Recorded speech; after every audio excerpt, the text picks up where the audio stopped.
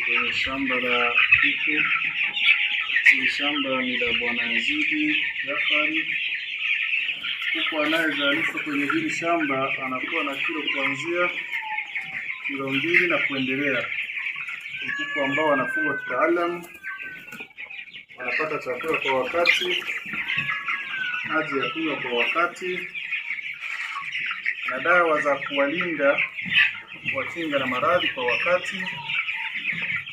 Tunawakaribisheni kwenye shamba la kuku hili ambalo liko kwa Bangamirembe Mlimani.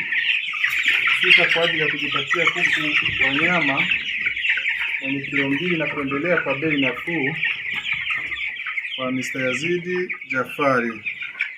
Karibuni sana, karibuni sana. Mjipatie kuku wa nyama mzuri, mtamu, na vitamini ya kutosha. Karibuni sana kwenye shamba la kuku la Bwana Yazidi Jafari. Liko Kabangamirembe, kata ya Mgembe, Mlimani. Karibuni sana.